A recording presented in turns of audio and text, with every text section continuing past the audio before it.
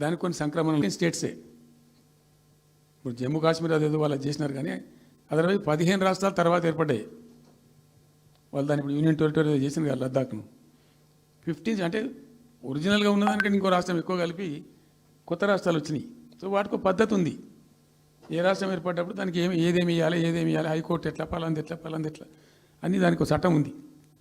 అవన్నిటిని బుల్డోజ్ చేస్తూ ఇక్కడ ఇయ్యలే. నీళ్ళు ఎన్ని రావాలా? ఫస్ట్ ఛాయిస్ వాళ్ళకి ఇస్తారంటే ఆ రాష్ట్రాలకు ఇస్తారు. ఏ రాష్ట్రాలు అయితే విడిపోయినాయో మీరు మ్యూచువల్ అండర్స్టాండింగ్లో చేసుకోండి అని ఇస్తారు. ఇక్కడ పొసిగే కార్యక్రమం కాదు. కాబట్టి మేము ఏం చేసినామంటే 1 ఇయర్ తర్వాత 1 ఇయర్ లోపు ఒకవేళ పరిష్కారం అయితే 2 రాష్ట్రాలు చేసుకోవాలా, లేదా సెంట్రల్ గవర్నమెంటే ఆర్బిట్రేషన్ ద్వారా చెయ్యాలా కూర్చొని. చేయనప్పుడు ఏం చేయాలంటే సుప్రీంకోర్టు కోవాలి. మేము 1 ఇయర్ తర్వాత కేంద్ర ప్రభుత్వానికి అప్పీల్ చేసినాం. సెక్షన్ 3 వేయండి, మాకు కృష్ణా జలాల పునఃపంపిణీ చేయండి. చేస్తే దాన్ని వాళ్ళు ఖాతరు చేయాలి. మేము సుప్రీంకోర్టుకు పోయినాం. సుప్రీంకోర్టు కోపానికి వచ్చింది కేంద్ర ప్రభుత్వం మీద కూడా. ఒక రాష్ట్రం అంటూ ఏర్పడ్డప్పుడు యాక్ట్ ప్రకారం, పార్లమెంట్ యాక్ట్ ప్రకారం వాళ్ళకి రావాల్సిన అన్నీ రావాలి కదా. మరి ఇది కూడా వాళ్ళకి ఏదో తేల్చండి, మీరు తెలుస్తారా లేదంటే అప్పుడు ఆ మంత్రి, ఆయన పేరు షెకావత్ ఉండే కదా, గజేంద్ర సింగ్ షెకావత్, నేను ఢిల్లీ పోయినప్పుడు నన్ను రిక్వెస్ట్ చేసిన ఆయన, భాయ్ సాబ్ మాకు కూడా ఇబ్బంది అవుతుంది, మీరు అది విత్డ్రా చేసుకోండి సుప్రీంకోర్టులో కేసు, మేము సెక్షన్ 3 చేస్తామండి. అప్పటికే 2-3 ఏళ్ళు గడిచిపోయింది, డిలే అవుతా ఉన్నది. నేను పోయినప్పుడు అడుగుతున్నా, పర్సూ చేస్తున్నా, మాట్లాడుతున్నాం, ప్రైమ్ మినిస్టర్ లెటర్స్ ఇచ్చినాం, అన్నీ చేస్తున్నాం. ఫైనల్గా సుప్రీంకోర్టు చివాట్లు పెట్టిన తర్వాత వాళ్ళు ఉండి మీకు విత్డ్రా చేసుకుంటే దయచేసి మేము సుప్రీంకోర్టు ఆర్డర్ ఇస్తుందని తెలిసిపోయింది వాళ్ళకు కూడా. ఆటోమేటిక్ ఇస్తుంది కదా కోర్టు ఆర్డర్, న్యాయప్రదంగా రావాల్సింది ఇస్తుంది. కాబట్టి ఎట్లా తప్పేటట్లేదు ఇక కోర్టు ఆర్డర్ ఎందుకని చెప్పి మీరు విత్డ్రా చేసుకోండి భాయ్ సాబ్, మేము ఇచ్చేస్తాం. మంచిగా విత్డ్రా చేసి మళ్ళీ లెటర్ పెట్టినాం. మీరు చెప్పిన ప్రకారం విత్డ్రా చేసుకున్నామండి అంటే లెటర్ పెట్టండి అంటే పెట్టినాం. అది ప్రాసెస్లో ఉంది సెక్షన్ 3 వేయడానికి. చివరికి వేసారు. ఇప్పుడు సెక్షన్ 3 వేసారు. దాని మీద బ్రిజేష్ ట్రిబ్యునల్ అపాయింట్మెంట్ కూడా అయిపోయింది. ఇప్పుడు వాదనలు జరుగుతున్నాయి, మాకేం రావాలి, మీకేం రావాలి, తెలంగాణ రాష్ట్రం, ఆంధ్ర రాష్ట్రం మాట్లాడుతూ ఉన్నారు. సో ద క్వశ్చన్ ఏంది, అక్కడ ఉంది, ఇప్పుడు తేలుతుంది. మా ఉద్దేశం ఏంది, 90 టీఎంసీలు అయితే మాకున్నాయి నికరం, మాకు ఎవరు ఇచ్చేదేం లేదు, ఎవరు అడుక్కునేదేం లేదు. అడిషనల్ ఇంకో 60-70 టీఎంసీ, ఇంకో 70-80 టీఎంసీ కావాలంటే ఎట్లా అంటే ఈ ట్రిబ్యునల్లో వచ్చేటువంటి అధిక వాటా ఏదైతే మనకు ఉంటుందో, ఇందులో ఒక గుడ్ సైన్ అని ఈయన బ్రిజేష్ ట్రిబ్యునల్ ఏం చేసిండు, వచ్చిన తర్వాత ఆయన ఒకటి చేసిండు. అంతకుముందు చట్టం ఏముంటుండే, 75% డిపెండబిలిటీ మీదనే నదుల నీళ్ళు కేటాయింపు జరగాలి, 75% డిపెండబిలిటీ మీద. మనకు కృష్ణా జలాలు వచ్చినప్పుడు అట్లే ఇచ్చిండ్రు.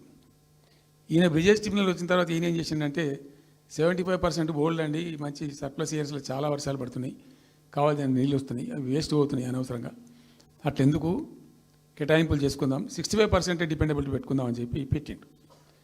దాని ద్వారా ఏమైంది, మన కృష్ణా నదిలో ఒరిజినల్గా వచ్చిన అలాట్మెంట్ 811 టీఎంసీ, 811 టీఎంసీలే బచావ్ ట్రిబ్యునల్ ప్రకారం. కానీ తదనంతరం ఈయన బ్రిజేష్ వచ్చిన తర్వాత అది ఆల్మోస్ట్ 1005కి పోయింది. ఇంకో 195 టీఎంసీ పెరిగింది, ఆ 10% యాడ్ చేసే వరకు పెరిగితే అలా మనకు కూడా ఆటోమేటిక్ వాటా వస్తుంది. ఇప్పుడు తేలుతుంది అది. సో మేము ఆశపడ్డది ఏంటంటే ఒరిజినల్గా పెట్టుకున్నటువంటి ఈ 90 టీఎంసీ అది బచావ్ ట్రిబ్యునల్ ఇచ్చిందే 45 టీఎంసీ. 45 టీఎంసీ మన మైనర్ ఇరిగేషన్ లెక్కలు బాజాప్తా తీసి ఇచ్చినాం కాబట్టి అది యాక్సెప్ట్ చేసిన వాళ్ళు. ఈ 90 టీఎంసీ ప్లస్ ఇప్పుడు అడిషనల్గా వచ్చేది కలిస్తే మనకు దాదాపు 170-160 దాకా తీసుకొని పోవచ్చు. కంఫర్టబుల్గా ఉంటాం మనం, ఇక్కడ డ్రింకింగ్ వాటర్ కానీ ఇంకోటి కానీ బాధ లేకుండా ఉంటాం, ఆ జిల్లా సుభిక్షం అవుతుంది అని ఆల్రెడీ పాలమూరు జిల్లాలో తెచ్చుకున్నటువంటి 6.5 లక్షల ఎకరాల ఆయకట్టు ప్లస్ దీనిలో ఒక 7 లక్షలు వస్తుంది పాలమూరు, అంటే 13.5 lakhs పోతుంది.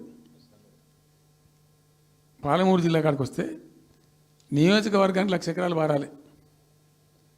అంత కృషించి అంత కునారిల్లి 60 ఏండ్లు ఏడిసి గోసపడ్డ పాలమూరుకు ఒక పెద్ద రిలీఫ్ వస్తుంది. దీంతో మొత్తం జిల్లా టాప్ టు బాటం అంతా కూడా ఒక అద్భుతమైనది ఉంటుంది.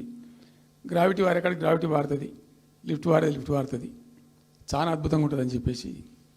తర్వాత వర్ష నీళ్ళు కూడా చాలా వరకు ఈ చెక్ డ్యామ్లలో దానిలో అడ్డుకుంటాం కాబట్టి గ్రౌండ్ వాటర్ కూడా బాగా పెరుగుతుంది. ఎట్లా ఫ్రీ పవర్ ఇస్తున్నాం కాబట్టి దాని ద్వారా కూడా లాభాలు జరుగుతాయని చెప్పి అసెస్మెంట్ చేసి ఇచ్చినాం.